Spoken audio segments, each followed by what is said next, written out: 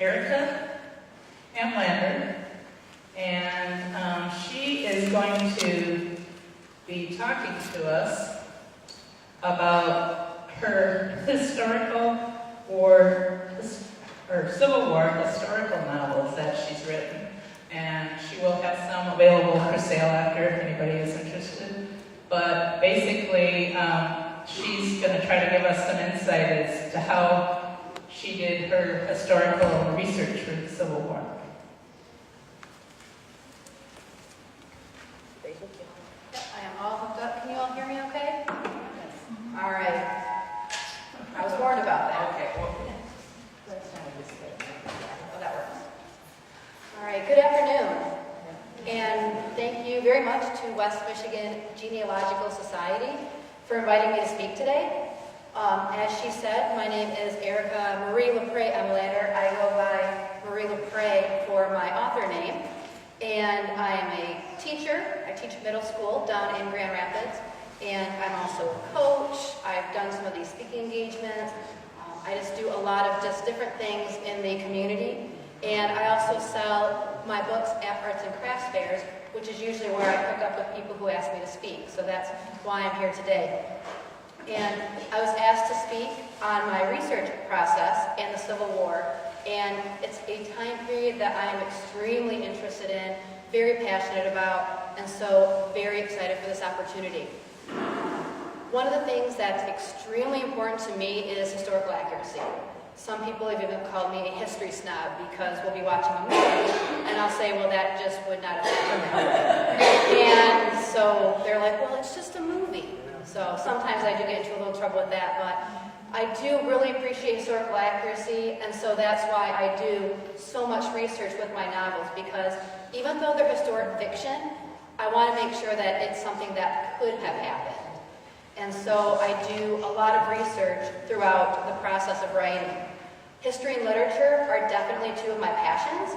I'm a social studies major and a language arts minor, so that's even what I went to college for.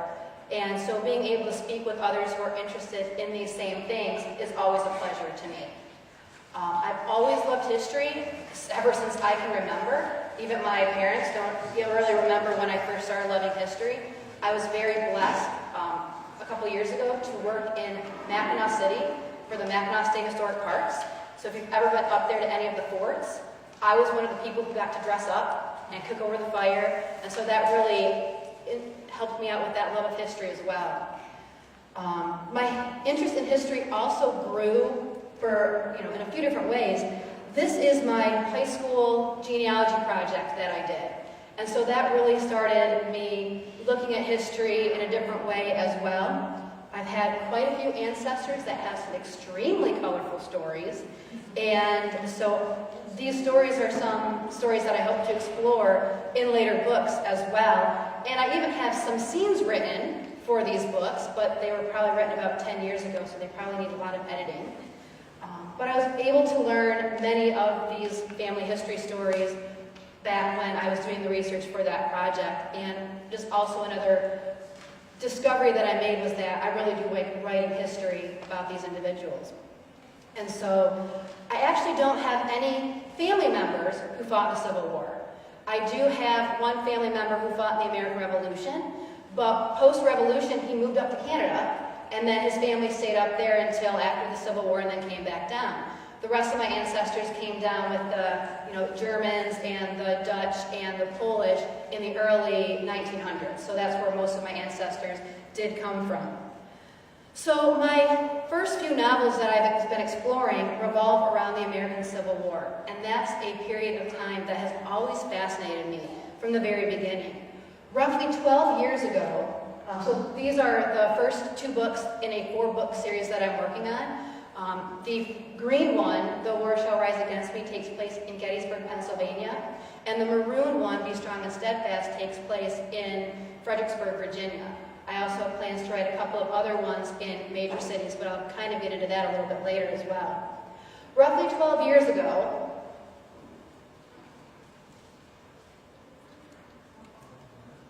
a little bit of delay. There we go. So roughly 12 years ago, my family headed east to visit Gettysburg, my mom and my 2 sisters. And it was a surprise trip for me. It was kind of awesome. I was on fall break myself, and one of my sisters was on fall break as well. And then my youngest sister, it was a college visit for her. So we went to Gettysburg College and a couple of other places. So it was there that I learned the story of a young woman named Mary Virginia Wade. And she lived in Gettysburg at the time of the Civil War. And she was 20 years old at the time of the battle in 1863. And I heard her story, and being there, hearing her story, seeing her house, and looking around at the land that she and other civilians would have looked at, really inspired me to write that first novel, and really gave me the idea and that inspiration. Now I was also in the middle of college, and then I was looking for a teaching job, and then I was getting through those first few years of being a teacher, so I didn't have as much time to write, so that's why it took a little bit longer for that book to come around. This visit really does illustrate one of the first things that I do while researching. That first inspiration usually comes from visiting the actual setting. And this may not always be possible, but so far it has been possible, so that's been a huge, huge benefit. It's invaluable for me to see what my characters would have seen and walk where they would have walked and visit their houses. And as I walk, I often am just bombarded with ideas of what to add. And so I'll actually keep a little notebook that's small enough to fit in my back jeans pocket so that I can just pull it out and write things down. It's just a very, very beneficial thing for me to be able to do that. So when we were in Gettysburg, I had that idea for the first book, and I was kind of working on some plot ideas. Well, then we went to Fredericksburg, Virginia, another area that is just rich with Civil War history. And we visited a beautiful manor called Chatham Manor, and that's the picture right here. It's also the building that's on the cover of my second book. And just walking through the gardens, I was just thinking to myself, okay, I need to include this one now somehow as well. And so my single novel is kind of what I was working on. And so I created some flashbacks. So one of my my characters that I created, one of my fictional characters, I said, well, I guess Charlotte's going to have a cousin. And we're going to flash back and meet her cousins so that I can have Charlotte here at this house. And then I also started developing that I wanted to further explore some of those characters. If you ever talk to an author and they tell you that the characters that they're writing about kind of become like friends to you, it's extremely true. And so creating some of those characters in Fredericksburg, once I finished with my Gettysburg book, I said, okay, now we need to explore and learn more about them. And so that's kind of where I got the idea to take it a little bit further and turn it into an actual series. And there's a lot of different things that you can do. There's so much you can do while visiting historic sites and doing the research. I decided on 4 cities that really called to me when I visited. Cities where the civilians were greatly affected by the Civil War. I've always been more interested in the social aspect of history, and the military and the politics, those are very important, but for me it's always been about those average people. And so that's what I decided that I wanted to really focus on. Not taking anything away from those military personnel, the soldiers, and the politicians. They're all obviously, again, extremely important, but just the civilians, those ordinary people. I'm not a politician. I'm not a military person, so just looking at what would my life have been like at that time period? These are people that just wanted to live their lives. So my series revolves around a fictional family. I call them the Turners. And this family has 4 brothers spread throughout the United States, what we would now call the eastern United States. They're all east of the Mississippi. And so the family, like many, many families during the time of the Civil War, they were split geographically, but also with their ideals and also with their loyalties. And so this is kind of a theme that I explore as I go throughout my novels. So each of these brothers has at least one daughter, and so these young women are the main characters of my book. And so, like I kind of alluded to before, you'll meet some characters in book 1, and then the later books are going to be focused on them. This familial relationship is really what links my Turner daughters series together. And so I also have main characters in each novel who are an actual historic figure that lived in the particular town at the time. So after I have the city, I look for a main historic person to focus on. And then I can revolve my research around that person.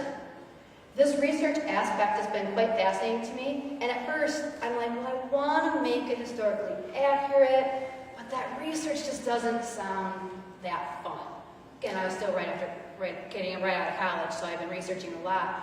But that has actually been a part that I'm actually really, really enjoying. And the more I learn about the Civil War, the more I want to learn more about the Civil War and the individuals. So my main focus, my main form of research that I use is books. Yes, I use the internet on occasion, but really books are, for me, really where it's at. I can highlight, I can write notes. You can't do that as easily online. Through nonfiction books, I'm able to get a good overview of what life was like at the time and in that place. And since my novels are based on civilians, I do have fewer resources to pull from. If you look at what's out there for the Civil War, it is mostly on our politicians, the political aspect of the war, and there's not as much on civilians, but I've been very fortunate to find some really good resources to use. And I call the nonfiction books, I usually call secondary sources. And one of the books that I really enjoyed was Wild Rose. And this book is about a Washington socialite who had strong Southern sympathies named Rose O'Neal Greenhow. And she was a widow, again, living in Washington, D.C., very social. She had a lot of ties to the higher-ups in Washington at the time, Union men, Union soldiers, and she would use those social graces that she had learned. She would use her Southern charm, and she would actually be able to extract a lot of secrets from these individuals. And then she was able to pass those messages along to some of the Confederate men that she knew. And many historians actually say that the first Battle of Bull Run, which was won by the Southern Army by a landslide, that information that the Confederates used was mostly from her, and so she was able to really help with that. Women were also smugglers. This is a time period where women are still ladies, still considered very delicate, and men thought that either they would not be able to have the brains to have that much of conspiracy. They would have just let them go, and they were also still considered ladies, so it wouldn't have been ladylike to spy or smuggle, so it was just assumed that they weren't doing it. So they were able to do quite a bit of not just information, but also communication from hospitals. I touch a little bit in my second book about one of my fictional characters lives near a Confederate, she is Confederate. She lives near a Union camp. So she pretends to be all nice to them. She'll do their laundry, she'll bake bread, but all the while as she's sneaking through the camp, she'll just, oh, there's this bayonet. Let me just grab it and tuck it under my skirt. And so a lot of women were able to do that. Men didn't expect them to be that devious, so it worked to their advantage. Another thing that men didn't expect women to do, but they certainly did, were actually dress as men and become soldiers.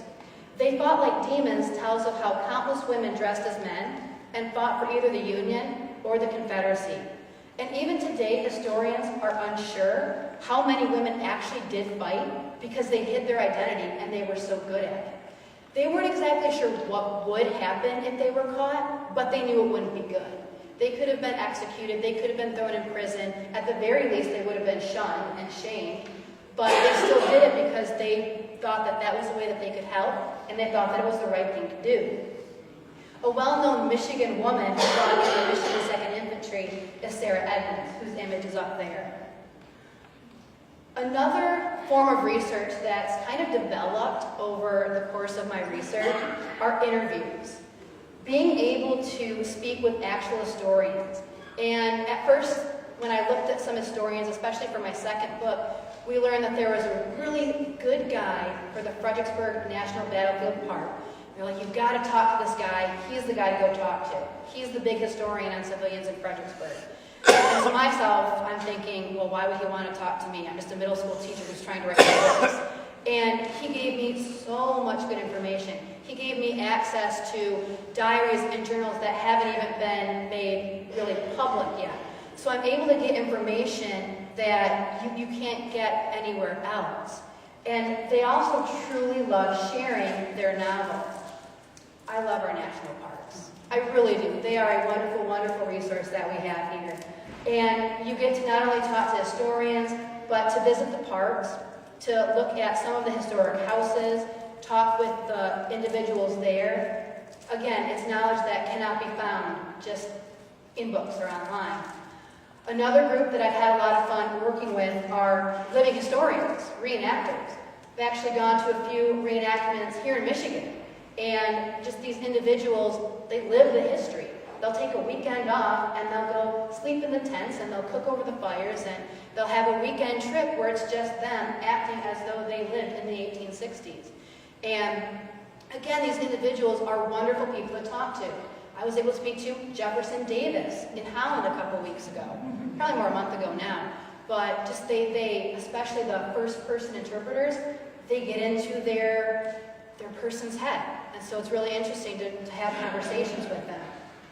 They're invaluable, too, to make those connections, and they'll give you their emails so that when I've got a question, but I'm not exactly sure how to type it in the Google box, I can just say, well, I'll just email Mr. Hennessy, and they'll respond. And it's an awesome thing to be able to have those kind of contacts. And another thing that they can do is not just tell you what they know, but they can tell you where to go to find more. So they'll tell you where to go find some good secondary resources. I've used that word before, and a secondary resource, in case you don't know, it's a resource that's been written after the fact. So a primary resource, which I absolutely love primary resources, those are the pictures and the documents that tell the story of the time period, written by people who were actually there. And so the primary documents that I've been able to find are the letters, the journals, the diaries.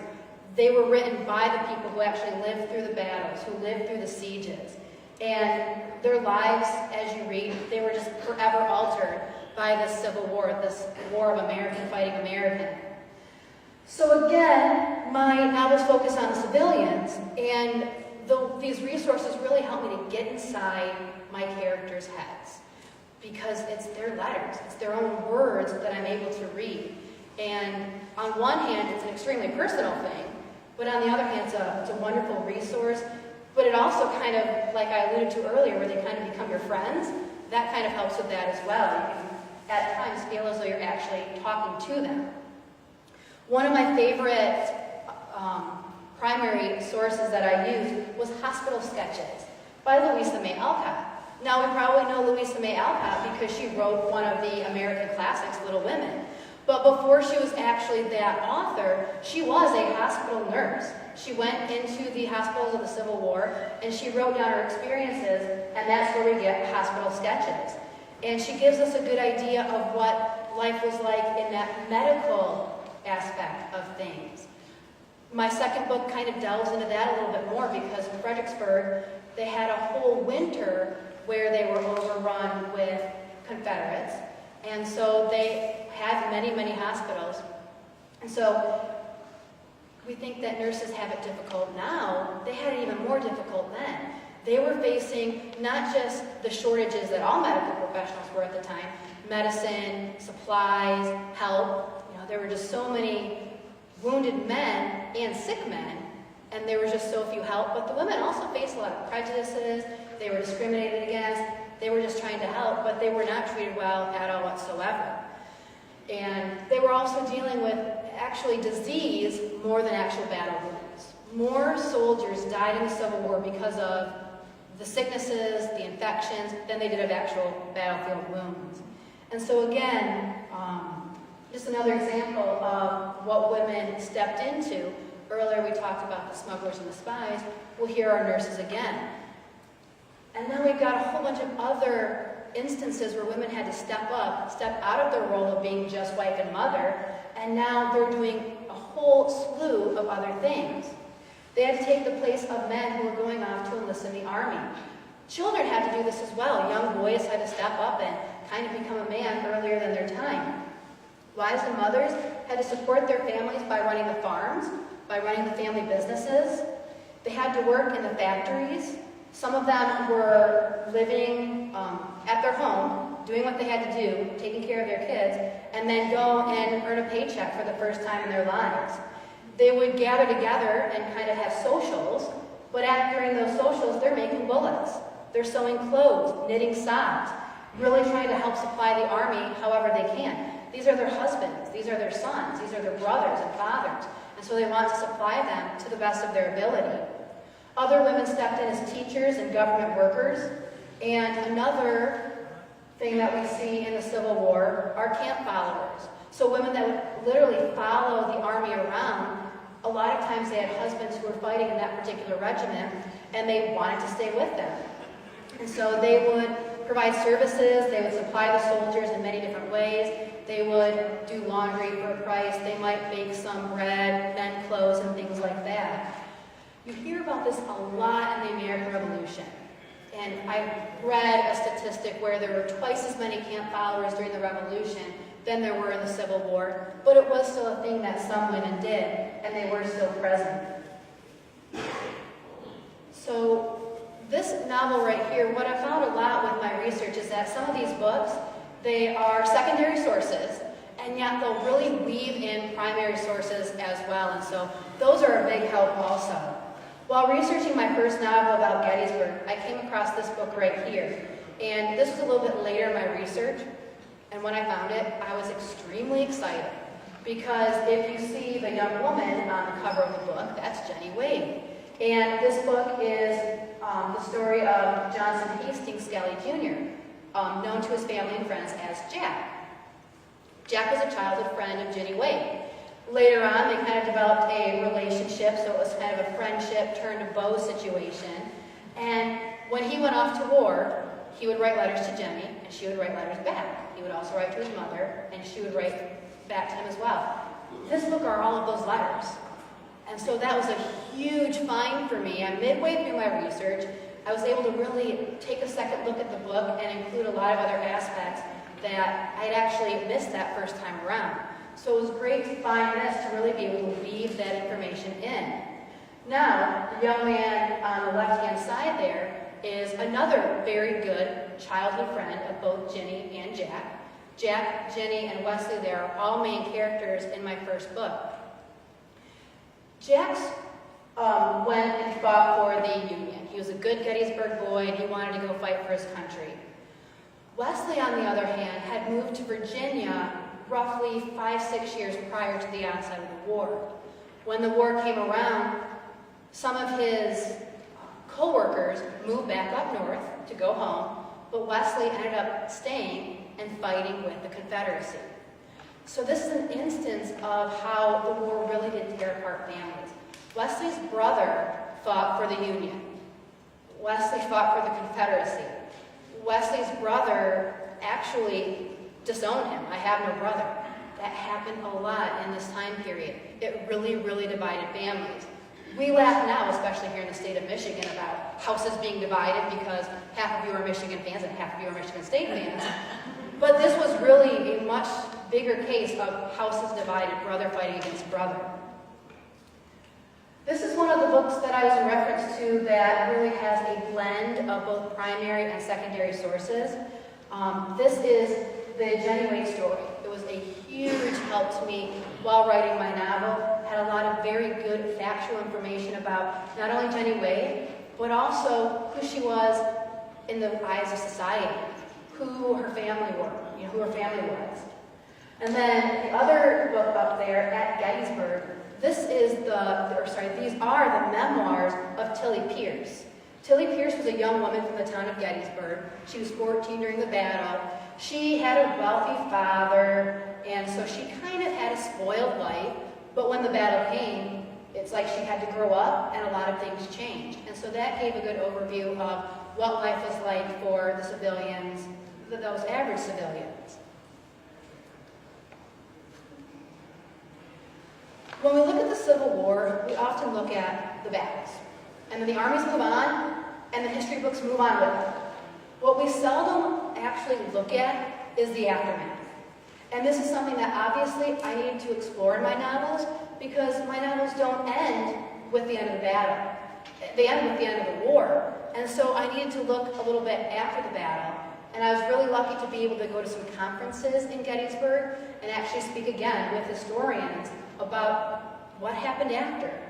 Well, the civilians didn't help just during the battle. And you'll read about Ginny Wade, and she baked bread for the soldiers as they were fighting, and she gave water to the wounded outside of her house.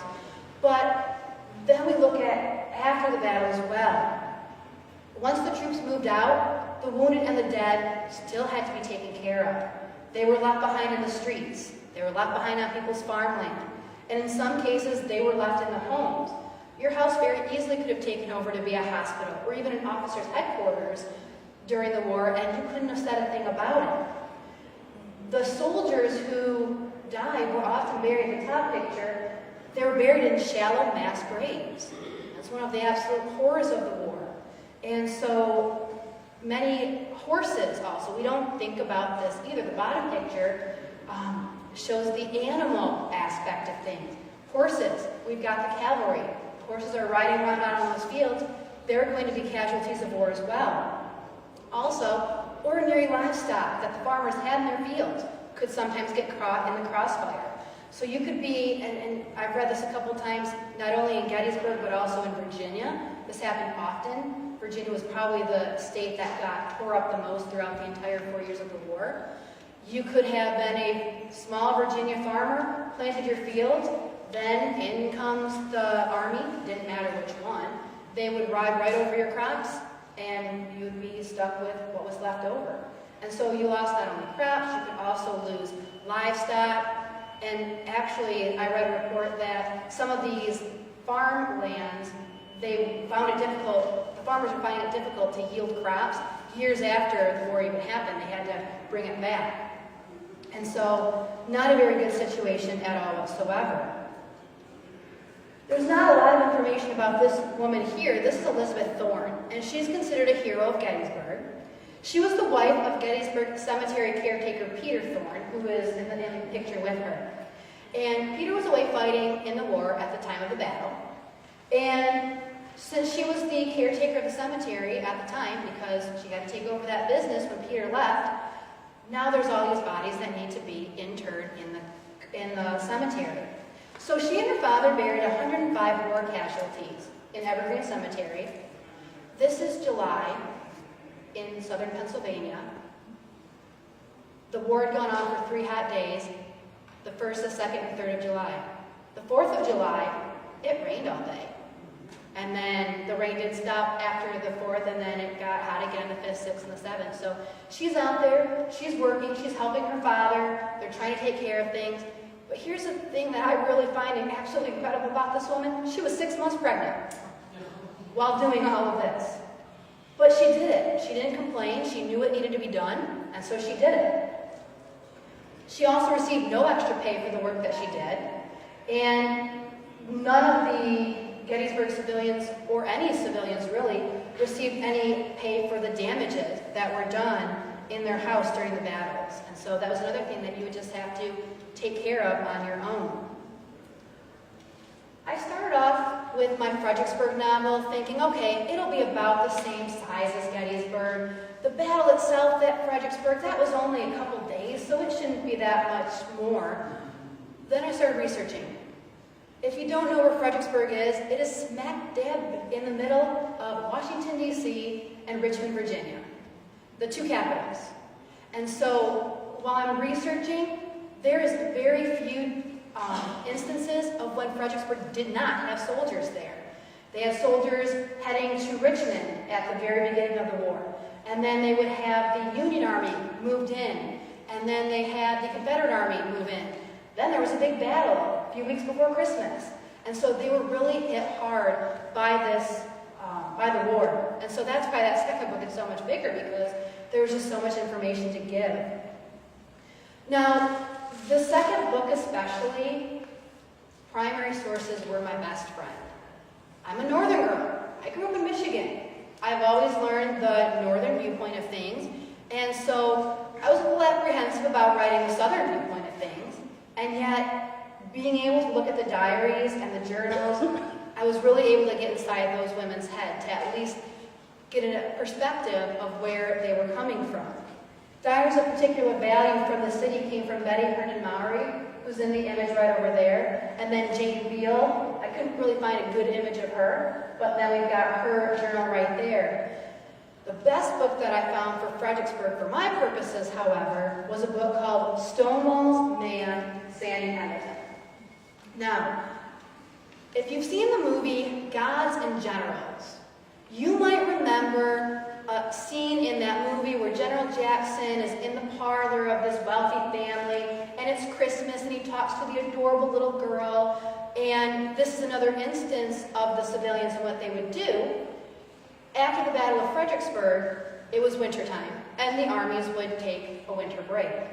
And so Stonewall Jackson and his men camped on the home of the young woman here, Kate Corbin.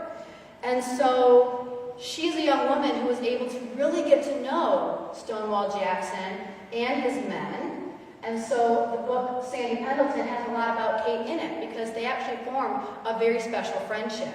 And so there's a lot of information about her in that book. We've also made some very colorful characters. Again, I'm the history nerd who says, that's the guy that I would date if I lived in 1860.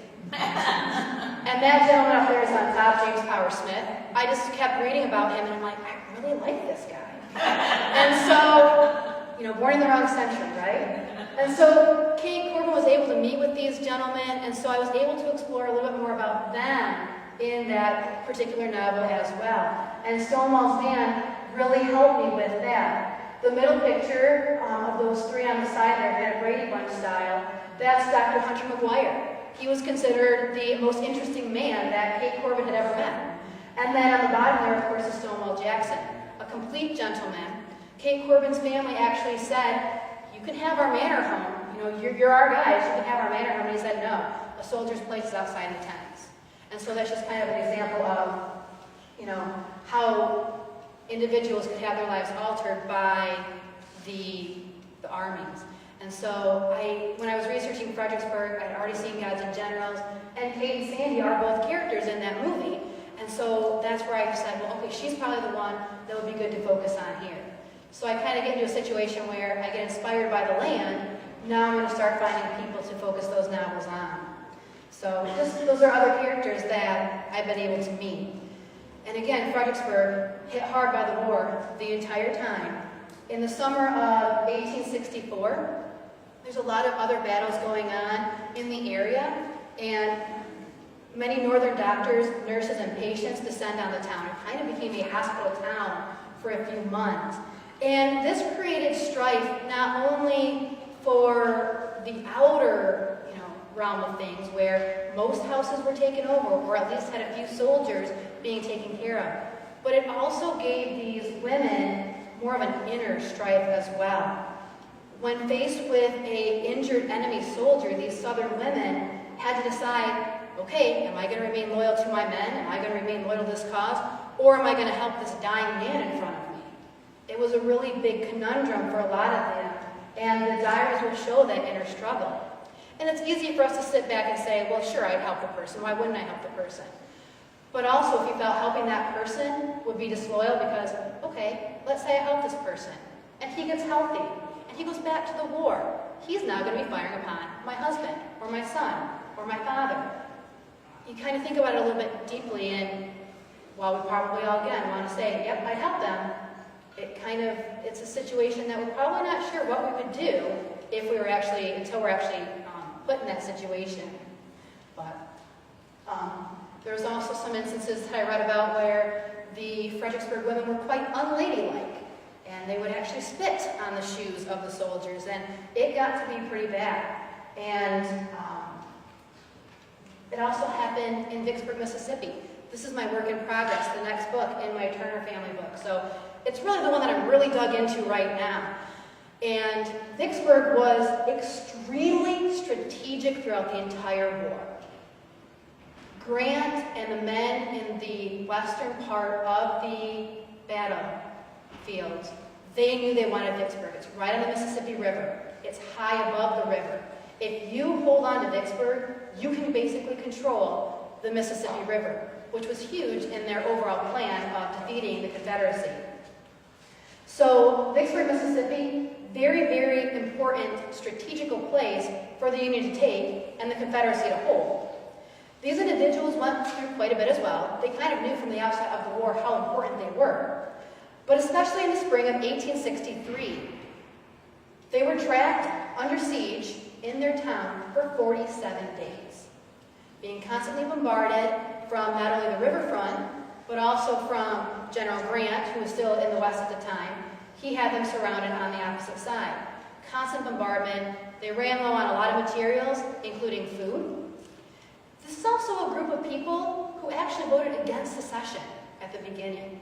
The Vicksburg politicians, when they got called to the Mississippi State House to vote if Mississippi is going to secede or not, Vicksburg said no, we'll stay where we're at. But they were overruled and the majority of Mississippians voted for secession. And so the Vicksburgians will stay loyal to Mississippi. And that was a very common mindset with everybody in the Civil War times. It's staying loyal to your state. And so they, again, very strategic location, they knew that this would be a problem, but they actually sent quite a few soldiers to go fight for the Confederacy. Even Jefferson Davis, the president of the Confederacy, he was from Vicksburg, and he was very unsure about the entire thing as well. But they still went, and they still fought. So 47 days, it's about a month and a half, you're going to run short of a lot of things.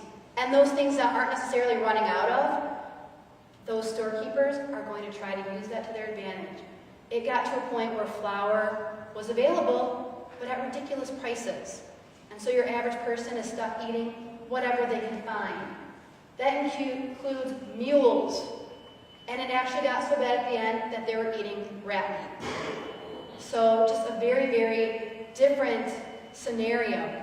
So finally, on July 4, 1863, when Vicksburg finally falls, the Union moves in, and those people are extremely upset because, first off, the man that was defending Vicksburg in the first place, John C. Pemberton, he was actually a Northern guy who had fought for the Confederacy. His wife was Southern, so he was going to fight for them.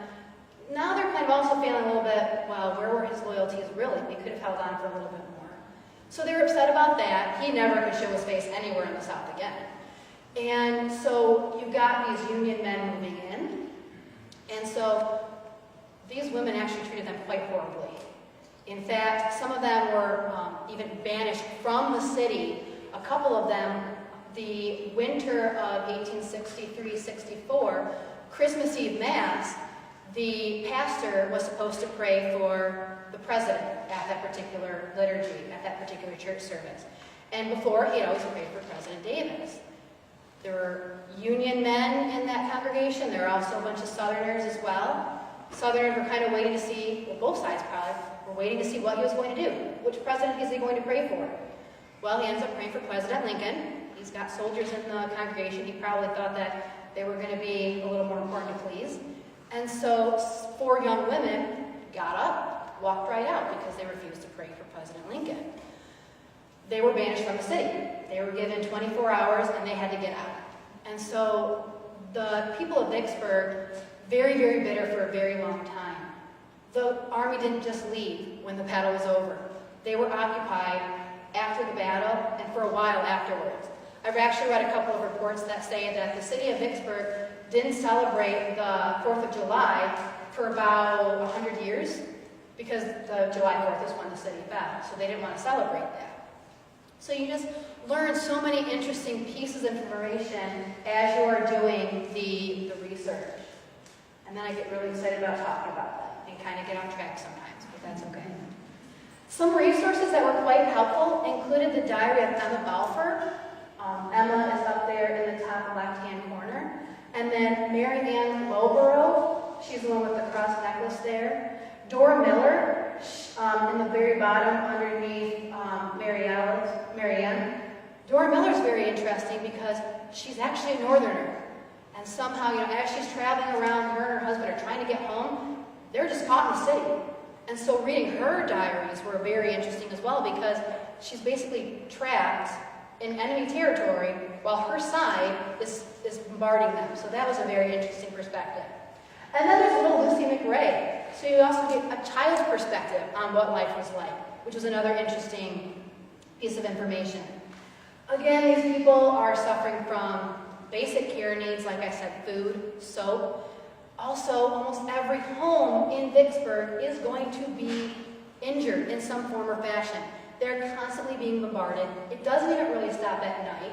Night was actually a safer time to be out and about because the projectiles that they were firing would light up in the night sky, so you could actually see when one was coming. They usually took, strangely enough, I found that this was quite interesting, they would usually stop bombardment for about half hour or so at around 12 noon every day so that people could eat.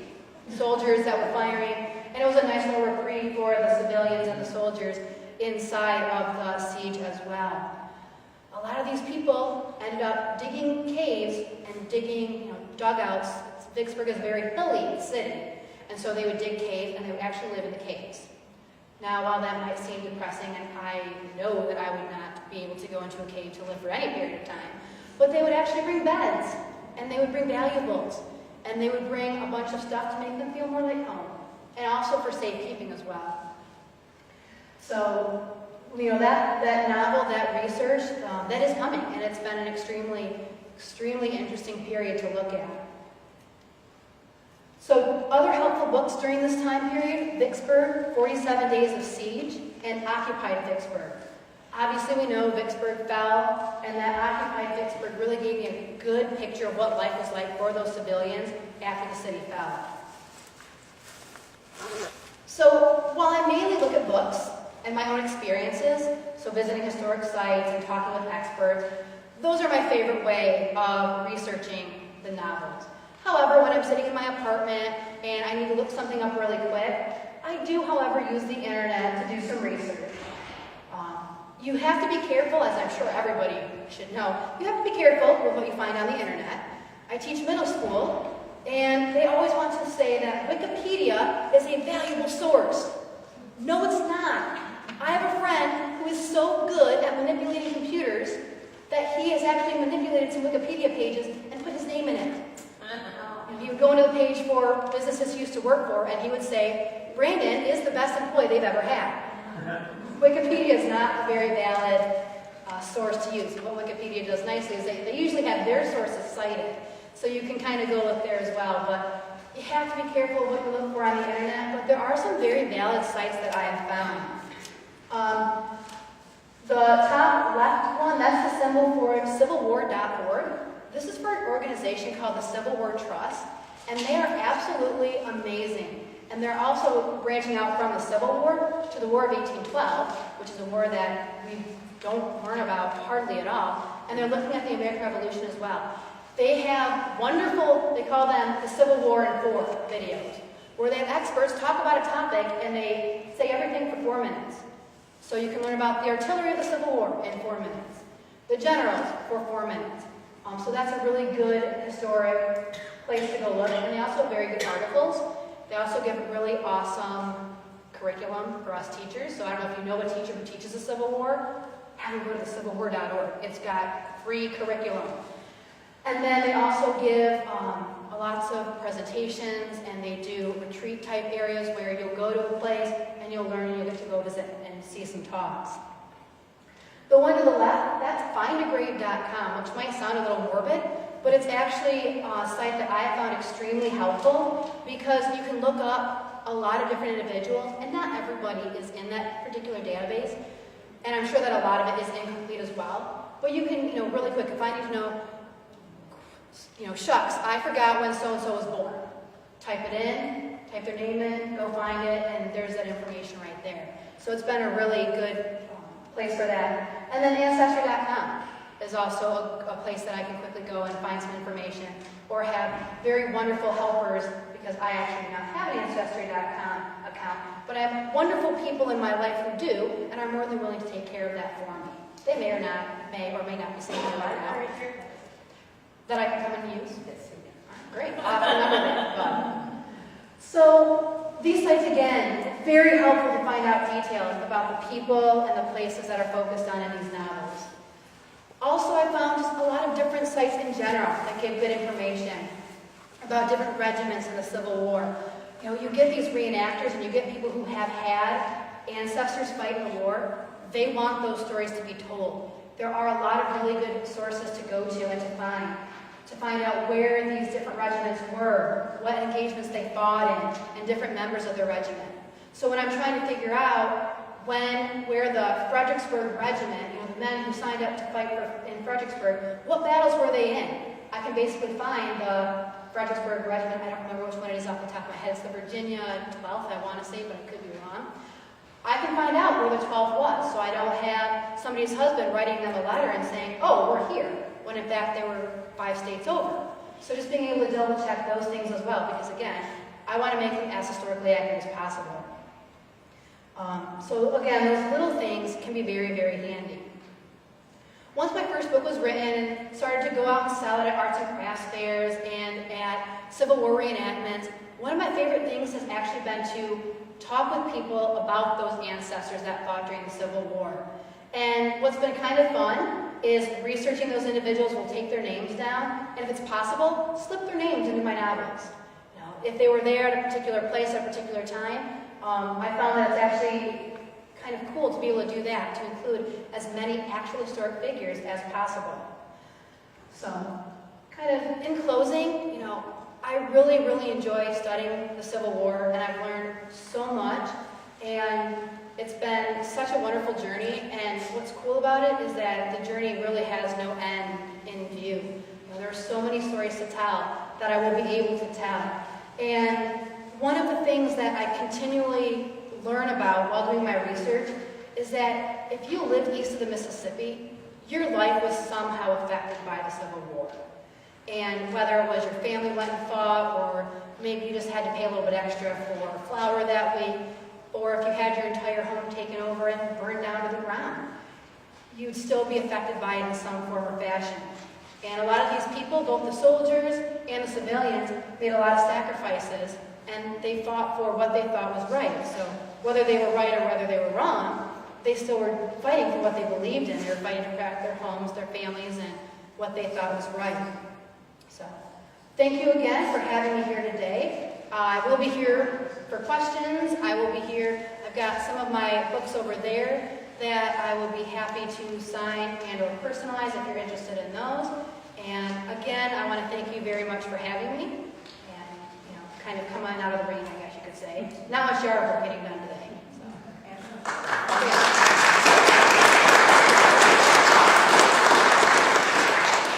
Are there any more general questions?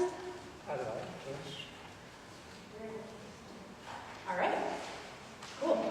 Kind of like my 6th grade class, who rarely says anything, but that's okay. I guess that means I covered everything. So. Yes, thank you. Oh, I do have one. Well, I have a question to you relevant to your survey of Atlanters. Do you have any family over in Dade County?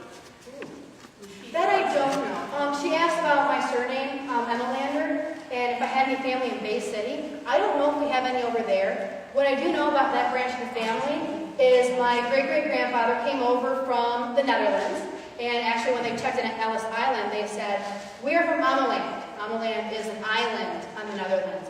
And so somehow it got written down, so we're the Ameland, we're from Ameland. Okay, there's the Amelanders, and that's... So I could have ancestors that I have no idea what their actual last name is. So they came over here. By the time I got to Michigan, my great-great-grandfather settled in the Hudsonville area. Sorry, my great-grandfather settled in Hudsonville. His brother settled in Sparta. And then my grandpa has 6 brothers, and so there's many, many Emmlanders. I'm probably related to all of them. It's just sometimes hard figuring out where. Thank you. Yeah. Yes. The book, Gods and Generals. Yes. The movie is like a prequel to Gettysburg. Yes. Was it Alan Shara who wrote it? Mike Shara wrote the first one, and then his son Jeff took over the second one. That's it. And I've actually been able to hear Jeff talk. So that was a really cool thing, too. They were both great movies. Yes. Gods and Generals was great. Absolutely. And I There was a third. think they're working on a third, but I actually follow that particular group on Facebook, and they're trying to get it to move, but Okay, yeah. they're still working on it. Yes. And the book on the left with the landscape, where is that picture taken? That one is at Gettysburg National Military Park. My mom is not here right now. She's actually actually finishing selling books at an arts and crafts fair for me. And she is actually my photographer and my editor and my agent and pretty much everything except for the writing she does. So she's a wonderful, wonderful resource. And honestly, without her, these books would not exist because she was also the one saying, you need to finish those. So, yeah. All right, so thank you again so much.